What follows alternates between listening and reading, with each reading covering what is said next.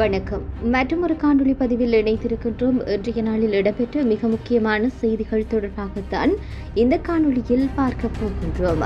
යුද්ධ නිසා මියගේ දහස් ගණන් සැමරු නිස්මාරක අසල පැමිණි ඔහුගේ දෙමව්පියන් දූ දරුවන් බිරින්දෑවුණු.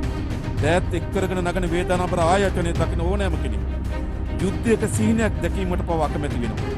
ඒ වේදනාබර දසුන අපි ඇස් දෙකෙන් දැක තිබෙනවා.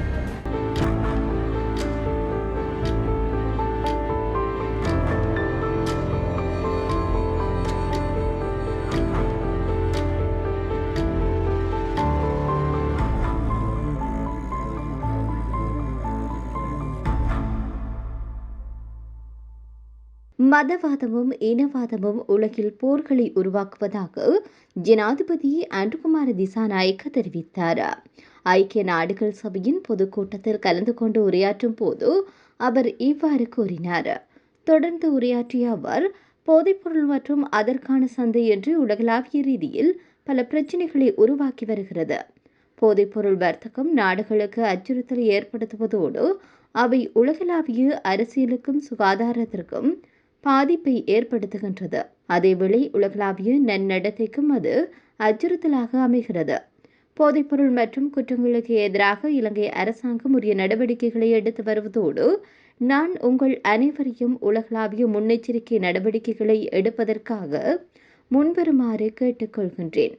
போதைப்பொருள் வர்த்தகர்களுக்கு எதிராக உலகளாவிய ரீதியில் உரிய நடவடிக்கைகள் மேற்கொள்ளப்பட வேண்டும். அத்துடன் போதைப் பொருளால் பாதிக்கப்பட்டவர்களுக்கு உதவுவதற்காக மறுவாழ்வு மையங்கள் அமைக்கப்பட வேண்டும். இதேவேளை ஒரு நாட்டின் வளர்ச்சிக்கு ஊழல் தடையாக இருப்பதோடு அது ஜனநாயகத்திற்கு எதிராக செயல்படுகிறது என்பதை நாம் நம்புகின்றோம். அத்துடன் ஊழல் வறுமைக்கும் வழிவகுக்கின்றது. ஊழலுக்கு எதிராக நடவடிக்கை எடுப்பது ஆபத்தான ஒரு விடயமாக இருந்தாலும் அதற்கு எதிராக நடவடிக்கை எடுக்காமல் இருந்தால் அதனை விட ஆபத்தானது. இதேவேளை மனித உரிமைகள் தொடர்பான உலகளாவிய பிரகடனம் மனித இனத்தின் குறிப்பிடத்தக்க வெற்றியாகும். மனித நாகரிகத்தின் வெற்றிகள் ஓரிரவில் நடப்பது அல்ல, அவை பல்வேறு தியாகங்களின் விளைவுகளாகும். அதேபோல ஊழலுக்கு எதிரான முதலாவது படி கடினமாக இருந்தாலும் அதனை தொடர்ந்து 1000 இலகுவான படிகள் வரும் என்பதில் நாம் நம்பிக்கை வைத்துள்ளோம். நான் 22 மில்லியன் மக்களை கொண்ட ஒரு தீவை பிரதித்துவப்படுத்துகின்றேன். எமது நாட்டின் சனத்தொகையானது உலகில் 0.3% ஆகும். நாங்கள் அளவில் சிறியதாக இருந்தாலும் ஊழலுக்கு எதிராக நடவடிக்கைகளை எடுக்க ஆரம்பித்துள்ளோம். இதேவேளை நாம் உலகளாவிய ரீதியில் நடைபெறும் யுத்தங்களை கண்டிக்கின்றோம். அதில் நீங்கள் அனைவரும் இணைந்து கொள்வீர்கள் என நம்புகின்றேன்.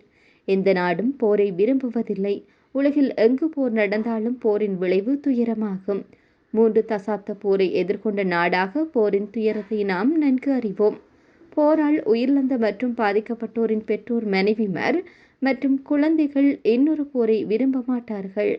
ஒரு சிறந்த ஆட்சியாளர் உயிர்களை காப்பாற்றுவரே அன்றி அவர் ஒருபோதும் உயிர்களை அழிப்பதற்கு எண்ணமாட்டார். காசா இன்று குழந்தைகளினதும் அப்பாவி மக்களினதும் அழுகுரல் ஒலிக்கும் இடமாக மாறியது.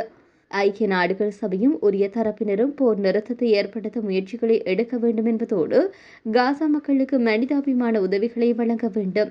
மதவாதமும் இனவாதமும் போரை ஏற்படுத்தும் காரணிகளாக உள்ளது. மில்லியன் கணக்கான குழந்தைகள் உலகில் பசியால் இறக்கும் அதேவேளை நாம் ஆயுதங்களுக்காக பில்லியன் கணக்கில் செலவழித்து வருகின்றோம்.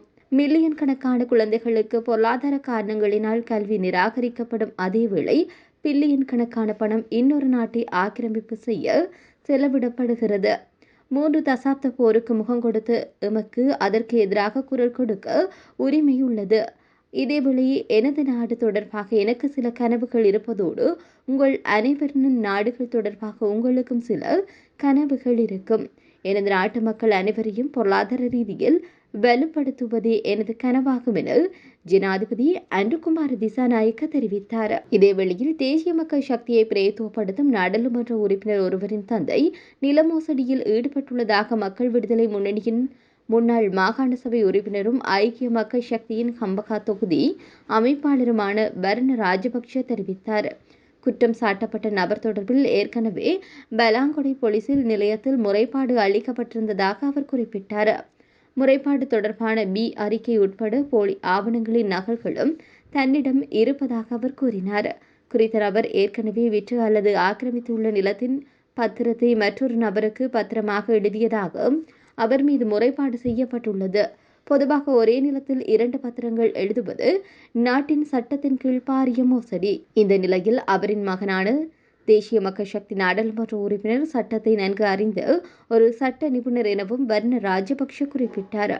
நாடாளுமன்ற உறுப்பினரின் சொத்து பொறுப்பு அறிக்கையில் அதிக சொத்துக்கள் இல்லை என்றாலும் அவருடைய தந்தை மோசடி செய்ததாக வர்ண ராஜபக்ஷ கூறினார். தனது தந்தையினுடைய செயல்களினால் தனக்கு ஏதேனும் நன்மை கிடைத்ததா என்பது உட்பட இந்த மோசடி தொடர்பில் நாடாளுமன்ற உறுப்பினர் விளக்கமளிக்க வேண்டும் எனவும் அவர் வலியுறுத்தியுள்ளார்.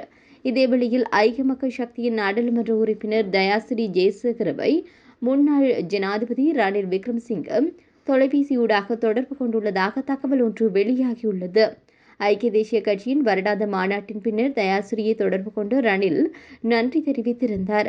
ஆண்டு நிறைவு விழாவில் நாடாளுமன்ற உறுப்பினர் தயாசிரி ஜெயசேகர் ஆற்றிய உரை சிறப்பாக இருந்ததாகவும் அனைத்து துறைகளையும் உள்ளடக்கி சிறப்பாக உரையாற்றியதாகவும் ரணில் குறிப்பிட்டுள்ளார்.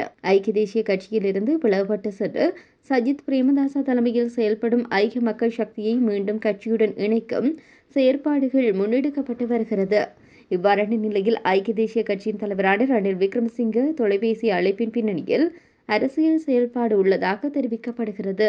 இதேவேளை சில நாட்களுக்கு முன்பு தங்காளி சீனி மோதரவில் நடந்த மிகப்பெரிய போதைப்பொருள் கடத்தலில் முக்கிய சந்தேக நபர்களில் ஒருவராக இருந்து பின்னர் மருத்துவமனையில் இறந்த நபருடைய மகன் போலீஸ் விசாரணையின் போது பல முக்கியமான உண்மைகளை வெளிப்படுத்தியுள்ளார். குறித்த நபர் தற்போது போலீஸ் காவலில் உள்ள நிலையிலேயே இந்த தகவல் வெளியாகியுள்ளது.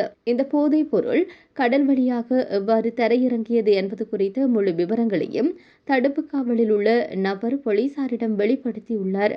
சந்தேக நபரின் கூற்றுப்படி அவர் தனது தந்தை இறந்த 2 இளைஞர்கள் லொரியின் உரிமையாளர் மற்றும் தலைமறைவாடு இருந்த மற்றொரு நபருடன் 21ஆம் தேதி இரவு 7 மணியளவில் சீனி மோதரவில் உள்ள மகாவெல்ல கடற்கரைக்கு வந்துள்ளார். போதைப் பொருட்களை ஏற்றி சென்ற 2 கடற்றொழில் படகுகள் இரவு 11:30 மணியளவில் கரையை அடைந்துள்ளது.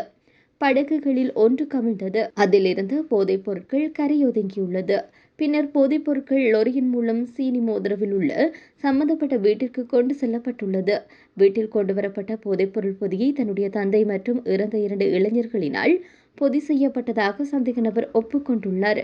வீட்டின் கதவை பூட்டிய நிலையில் அவர்கள் இந்த வேலையை செய்ததாகவும் பின்னர் பொதி செய்யப்பட்ட பொதிகளை சம்பந்தப்பட்ட லொரிகளில் ஏற்றி சென்றதாகவும் அவர் மேலும் வாக்குமூலம் அளித்துள்ளார். இந்த சம்பவத்தில் தொடர்புடைய 3 லொரிகளின் 3 உரிமையாளர்களும் கைது செய்யப்பட்டுள்ளனர். ஒரு சந்தேக நபரை கல்கிசை நீதவான் நீதிமன்றத்தில் முன்னிலைப்படுத்திய பின்னர் செப்டம்பர் மாதம் 29ஆம் தேதி தடுத்து வைத்து விசாரிக்க உத்தரவு பிறப்பிக்கப்பட்டுள்ளது. அங்கு 284 கிலோ 414 கிராம் ஹெரோயின் மற்றும் 420 கிலோ 760 கிராம் ஐஸ் ஆகிய கண்டுபிடிக்கப்பட்டுள்ளது. போலீசாரின் கூற்றுப்படி கண்டுபிடிக்கப்பட்ட போதைப் பொருட்களுடைய மொத்த எடையானது 705 கிலோகிராம் 174 கிராம் என்பதுடன் இதன் பெறுமதி 9,888 மில்லியன் எனவும் தெரிவிக்கப்பட்டுள்ளது. நன்றி.